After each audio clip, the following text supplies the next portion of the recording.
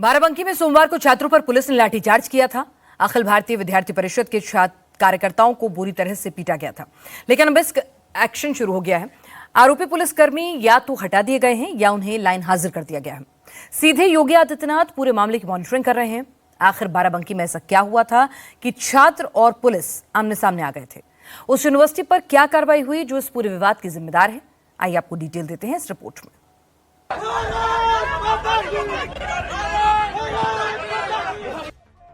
बाराबंकी में छात्रों पर पुलिस की लाठीचार्ज के खिलाफ एबीवीपी के कार्यकर्ता गुस्से में हैं।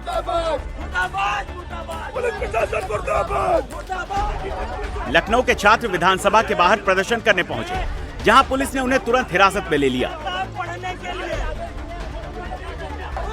छात्र पुलिस के खिलाफ नारेबाजी करते रहे, लेकिन पुलिस ने उन्हें उठाकर जबरन बस में बिठा दिया।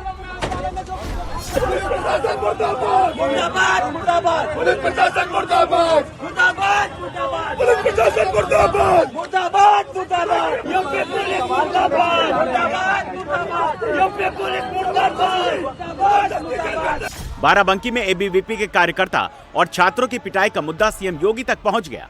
एबीवीपी की टॉप लीडरशिप ने सीएम योगी को लाठीचार्ज की जानकारी दी, जिसके तुरंत बाद एक्शन भी शुरू हो गया। लाठीचार्ज का आदेश देने वाले सीओ हर्षित चौहान को तत्काल हटा दिया गया। इंस्पेक्टर रामकिशन राणा और चौकी प्रभारी लाइन हाजिर कर दिए गए। छात्रों पर हुए लाठीचार्ज की जांच आईजी अयोध्या को सौंप दी गई।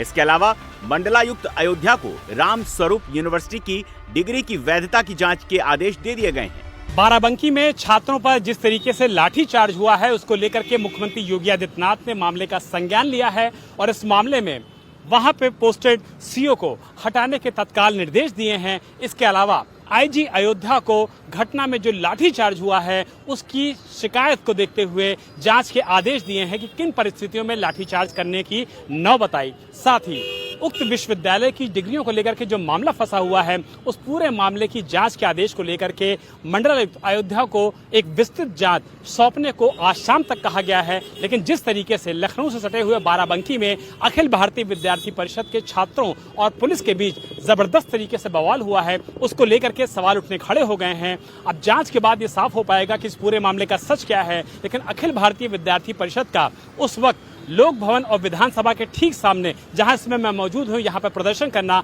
अपने आप में बताता है कि राजधानी लखनऊ से सटे हुए बाराबंकी में पुलिस और अखिल भारतीय विद्यार्थी परिषद की इकाई के बीच सब कुछ सामान्य रूप से तो कम से कम नहीं चल रहा है।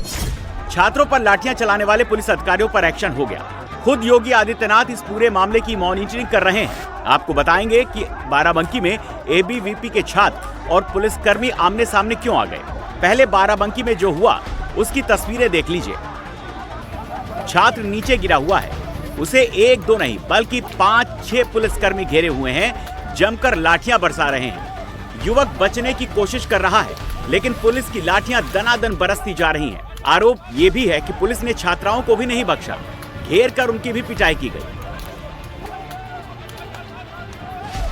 बर्बरता से पीटा गया, घेर करके पीटा गया है। एक छात्रा को 6, 7, 8 पुलिस वाले घेर करके लाठियों से पीट रहे हैं। कहां सर पे लग रहा है कि पैर पे लग रहा है, कहीं कोई देखने वाला नहीं है। अब अगली तस्वीर देखिए। यहाँ एक छात्र नीचे गिरा हुआ है, उसके साथी उसे खींच रहे हैं। पुलिस की लाठीचार्ज में ये युवक बुरी तरह घायल हुआ। पुलिस ने प्रदर्शन कर रहे एलएलबी छात्रों को दौड़ा दौड़ा कर लाठियों से पीटा। पुलिस की लाठीचार्ज में करीब 25 छात्र घायल हो गए। किसी का पैर टूट गया, किसी का सिर फूट गया, किसी के हाथ में चोट आई। कई छात्रों का इलाज अस्पताल में चल रहा है। ऐसा नहीं है कि सिर्फ पुलिस ने ही छात्रों की पिटाई की, छात्रों की तरफ से भी खूब हंगामा मचा। यहाँ कुछ छात्रों ने गदिया पुलिस चौकी का घेराव किया। पुलिसकर्मी छात्रों से बचने की कोशिश कर रहे हैं। पुलिस चौकी पर पत्थर भी चलाए जा रहे हैं और खिड़की में लगे कांच को तोड़ दिया गया। हंगामे की एक और तस्वीर देखिए। यहाँ कुछ छात्रों ने पुलिसकर्मियों को घेर रखा है। यहाँ पुलिस टीम पर हमला किया जा रहा है। बाराबंकी में यह सारा विवाद राम स्वरूप मेमोरियल यूनिवर्सिटी की मान्यता को लेकर हुआ। छात्रों का आरोप है कि राम स्वरूप मेमोरियल यूनिवर्सिटी 4 साल से एग्जाम नहीं करवा रही। 2021 में यहाँ के एलएलबी कोर्स की मान्यता खत्म हो गई थी। इसके बाद भी एडमिशन लिए जा रहे हैं। छात्रों से अवैध फीस वसूली हो रही है। न एग्जाम हो रहा है, न तो यूनिवर्सिटी प्रबंधन पैसा वापस दे रहा है। हमारा मेन टॉपिक ये था कि लॉ में हर 2 साल में एक्सटेंशन लेना रहता है DCI से। इन्होंने 2021 के बाद से एक्सटेंशन छोड़ी है, वहाँ पे डॉक्यूमेंटेशन जो डिपॉजिट कराया जाता फंड वो भी नहीं किया। और हम लोगों ने जब पहले तो बात की, फिर हम लोगों की बात नहीं सुनी गई, फिर हम लोग भैया लोगों से कांटेक्ट किया कि भैया इसके बारे में कुछ देखिए। तो जब हम लोगों ने ABVP हम लोगों ने मिला उनसे, जब हम लोगों ने प्रोटेस्ट किया तो वो लोग 10 रुपए की नोटिस लाके हम लोगों को दिखा रहे हैं कि ये देखिए मैं आपकी नोटिस लिखता हूँ, मैं आपकी गारंटी लेता हूँ कि हाँ ये सॉल्व होगा। 10 रुपए की नोटिस तो कहीं भी बन जाती है। इसी के विरोध में राम स्वरूप मेमोरियल यूनिवर्सिटी में LLB के छात्र इकट्ठा हुए। उनके समर्थन में ABVP कार्यकर्ता भी आ गए। इसके बाद यूनिवर्सिटी प्रशासन ने पुलिस बुला ली। आरोप है कि पुलिस के साथ कुछ लोग भी यूनिवर्सिटी परिसर में घुस आए और उन्होंने छात्रों से हाथापाई शुरू कर दी। इसके बाद पुलिस ने भी छात्रों पर लाठीचार्ज शुरू कर दिया। पुलिस ने ABVP कार्यकर्ताओं को भी लाठियों से पीटा। एक दिन पहले सारी सूचना पुलिस प्रशासन को दी गई थी और विद्यार्थी परिषद के कार्यकर्ता राम स्वरूप मेमोरियल विश्वविद्यालय के विद्यार्थियों के साथ शांतिपूर्वक तरीके से बैठ करके प्रदर्शन कर रहे थे। उनकी डिमांड सिर्फ इतनी थी कि जो अवैध रूप से बिना बार काउंसिल के मान्यता के BLLB का कोर्स चलाया जा रहा है उसको तत्काल प्रभाव से रद्द किया जाए, उसमें प्रवेश बंद किया जाए, जो विद्यार्थियों का भविष्य अधर में लटका है उसकी व्यवस्था की जाए, अवैध वसूली बंद किया जाए, भ्रष्टाचार कॉलेज कैंपस से खत्म किया जाए। इसको लेकर के शांतिपूर्वक प्रदर्शन विद्यार्थी और विद्यार्थी परिषद के कार्यकर्ता कर रहे थे। उधर पुलिस का कहना है कि छात्रों ने यूनिवर्सिटी के बाहर बने पुलिस चौकी में तोड़फोड़ की, दरवाजे और खिड़की के शीशे तोड़ दिए। छात्र समझाने पर भी नहीं मान रहे थे, जिसके बाद पुलिस को लाठीचार्ज करना पड़ा। लाठीचार्ज के आरोपियों पर प्रशासन की तरफ से एक्शन हो चुका है, लेकिन ABVP कार्यकर्ताओं का कहना है जब तक यूनिवर्सिटी प्रबंधन के खिलाफ कार्रवाई नहीं होगी तब तक उनका आंदोलन जारी रहेगा।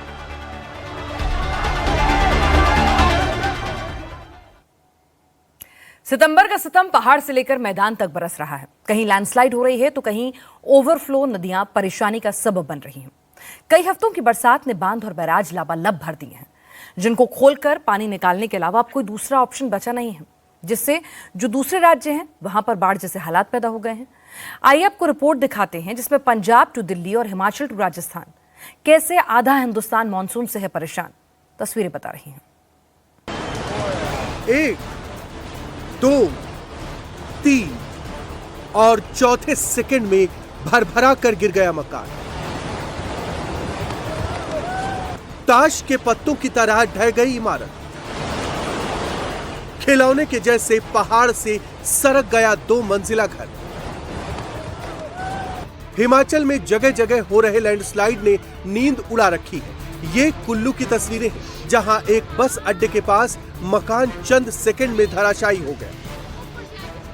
हालांकि इस बिल्डिंग का कंस्ट्रक्शन अभी चल रहा था, जिससे किसी के हताहत होने की खबर नहीं है।